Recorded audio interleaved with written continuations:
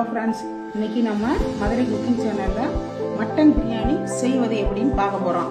பாருங்கள், சட்டி வச்சுருக்கோம். நல்லா பெரிய சட்டியாக இருக்குது, சூப்பராக இருக்குது. சட்டி ஆன் பண்ணியாச்சு. சட்டி கொஞ்சம் காயட்டும்.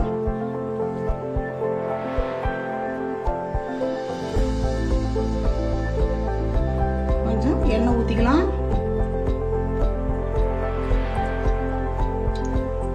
நம்ம ஒரு 600 கறியில் செய்ய போகிறோம். எண்ணெய் கொஞ்சம் ஊற்றியாச்சு. கொஞ்சம் நெய்.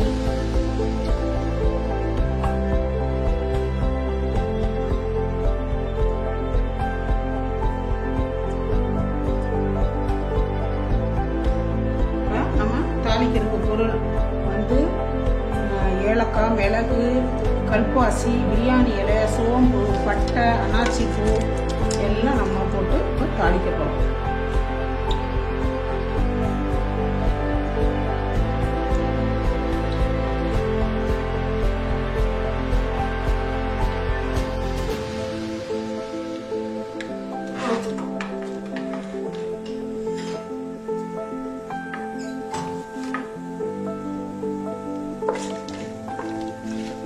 எல்லாம் பொரிஞ்சிருச்சு. கொஞ்சம் வெங்காயம்,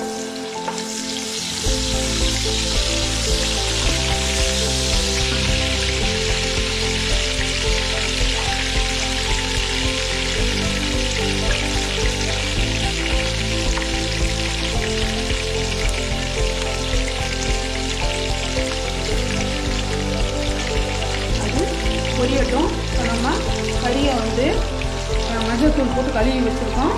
ஒரு 600 கறி இருக்கும். இப்போ இதில் கொஞ்சம் தயிர் ஊற்றி இதை கிளறி வைக்கலாம். தயிர்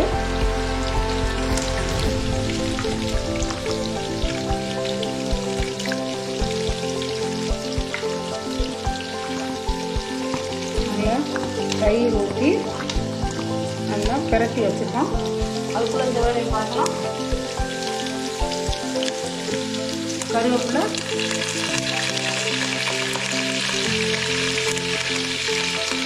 புதினா,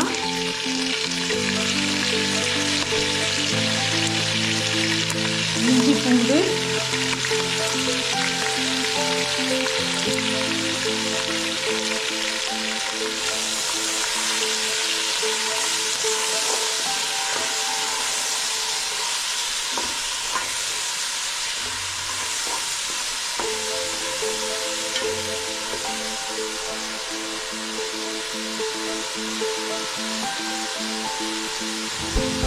வெங்காயம், சின்ன வெங்காயம் அரைச்சது.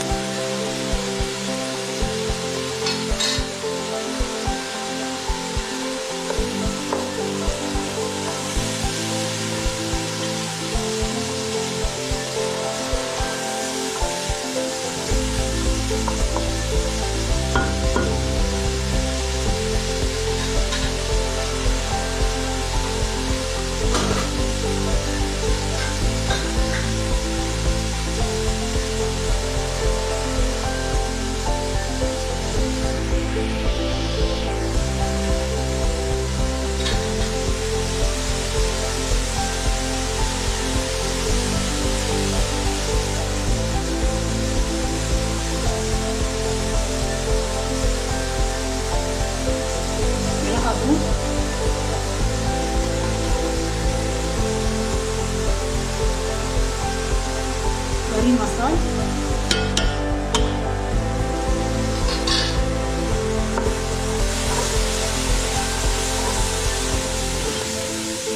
எல்லாம் சட்டி பாருங்க, நல்லா தின்றதுக்கு வசமாக இருக்குது.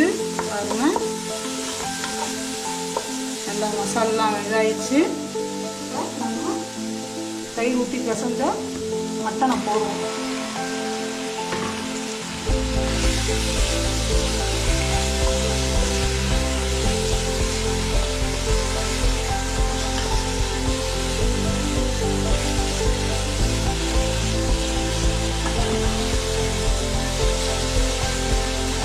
மட்டன் நல்லா இதில் வணங்கட்டும்.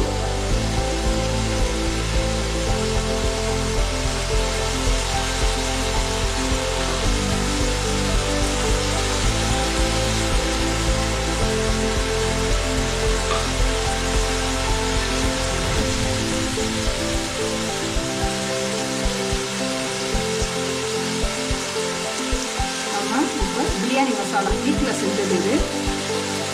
அதை நான் உங்களுக்கு அப்புறம் ஒரு தடவை சொல்லி கொடுக்குறேன். இது வந்து நல்ல ஸ்பெஷல், நல்ல பிரியாணி சூப்பராக இருக்கும். இந்த மசாலா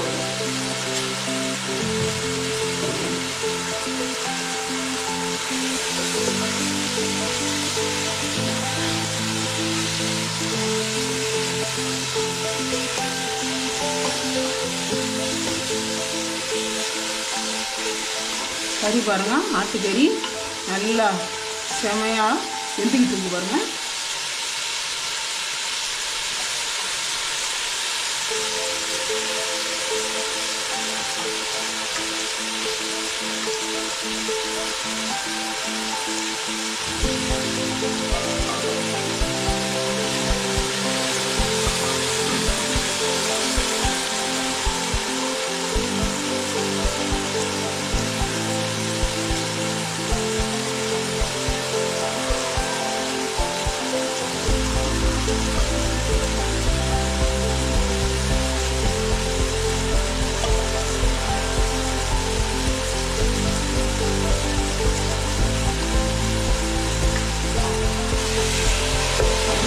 எண்ணெய் பூரா வெளியே வந்துட்டு இருக்கு பாருங்க. இல்லை எண்ணெய் வந்துட்டு இருக்கு.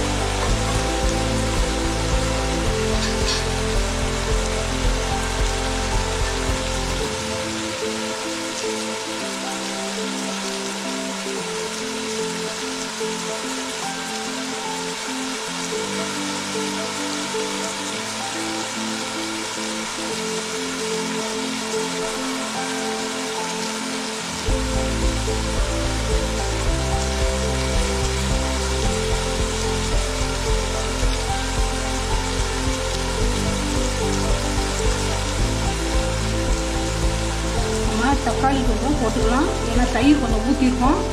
தக்காளி கொஞ்சம்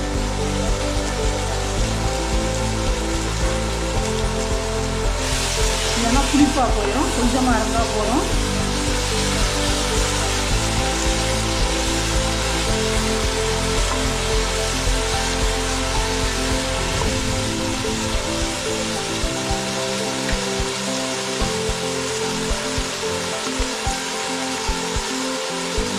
கறிக்கு பிரியாணிக்கு சேர்த்து நம்ம உப்பு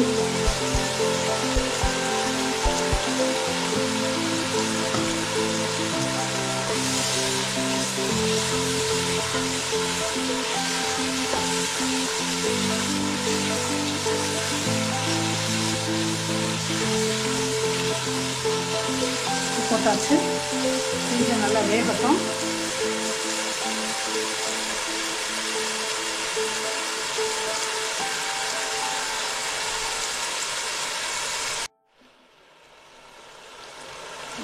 அரிசி போட்டுக்கலாம்.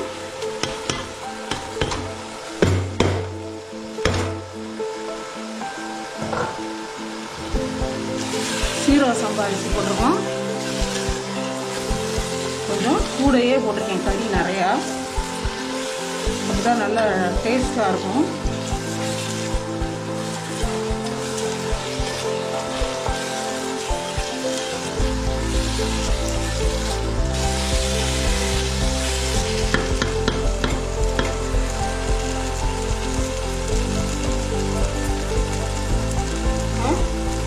அரிசி கொஞ்சம் வதக்கியாச்சு.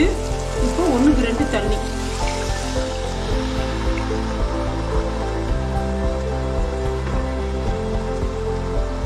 இது கொஞ்சம் பழைய அரிசி, சீரக சம்பாவில் பழைய அரிசி, அதனால் ஒரு 1க்கு 2 வைக்கிறேன். கறி நம்ம நிறையா போட்டிருக்கோம், அதனால் ஒரு வதக்கியாச்சு கறி வேறு. ரெடியாக இருக்குது. கொஞ்சம் வேகட்டும், அப்புறம் தம்மில் வைக்கிறப்ப காமிக்கிறேன். சூப்பராக இருக்குது, டேஸ்ட்டு நல்லா கொதிக்க ஆரம்பிச்சிட்டாங்க பாருங்க.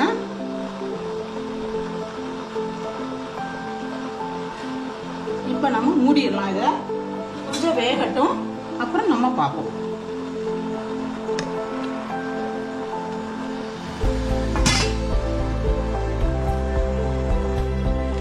நல்லா நல்லா ஓரளவுக்கு இதாயிடுச்சு. நம்ம தம்மில் தான் போடணும். நல்லா பாருங்க, உதிரி உதிரியா இருக்கு.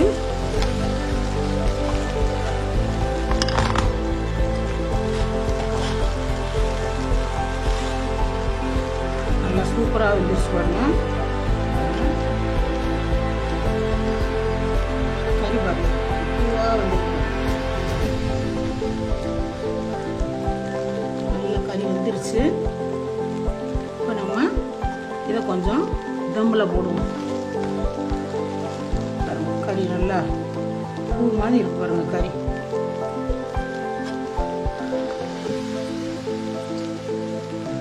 நல்லா கறி வெந்துருச்சு.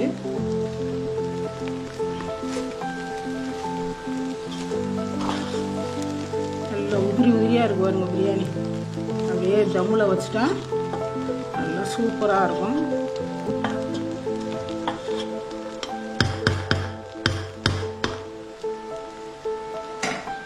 இப்போ வந்து கொஞ்சம் நெய் ஊற்றிக்கலாம்.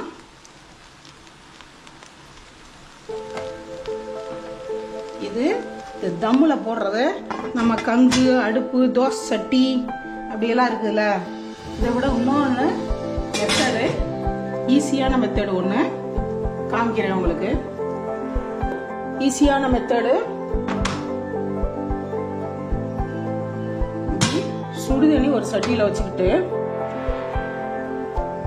இதை மேலே அப்படி வச்சுட்டா கொஞ்சம் சட்டி, இப்போ தோசை சட்டி வச்சோன்னு வைங்க, அது வைக்கலாம், ஒன்றும் பிரச்சனை கிடையாது. சில நேரங்களில் கொஞ்சம் தண்ணி கம்மியாக இருந்துச்சுன்னா கொஞ்சம் அடி பிடிக்க மாதிரி பார்க்கும். இது வந்து இந்த கொதிச்சு அந்த ஆவியில் கொஞ்சம் நல்லா வேகும். இதையும் பண்ணிக்கலாம். எனக்கு வந்து இது கொஞ்சம் ஈஸியாக இருக்கும். இந்த தோசை சட்டியை வைக்கிறத விட எனக்கு இது கொஞ்சம் ஈஸியாக இருக்குது. இப்போ பாருங்க, இது நல்லா இதில் ஆவி வருது பாருங்க, வரும் பாருங்க. கொஞ்சம் தண்ணி கோச்சுக்கிட்டோம்.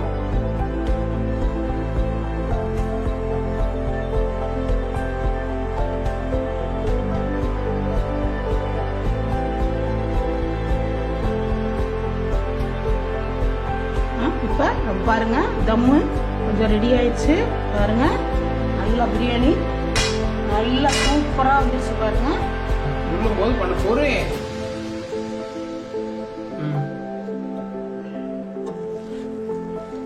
பாருங்க.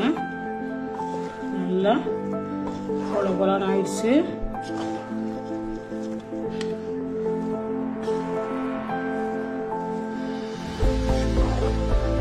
கறி எல்லாம் உடையுது பாருங்க. நல்லா கறி உடையுது,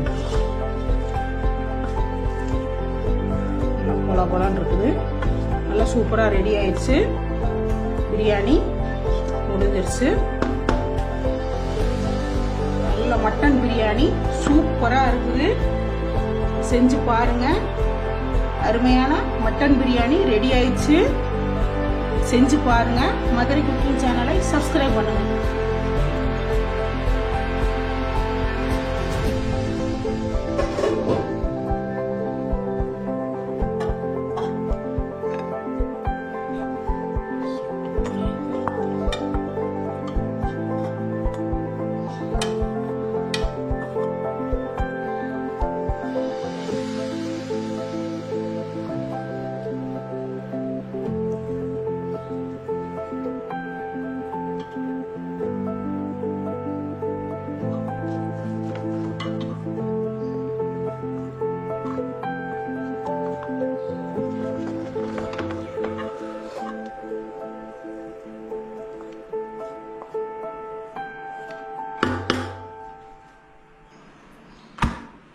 பிரியாணி ரெடி.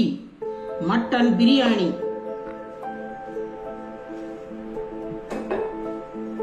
ரைத்தா,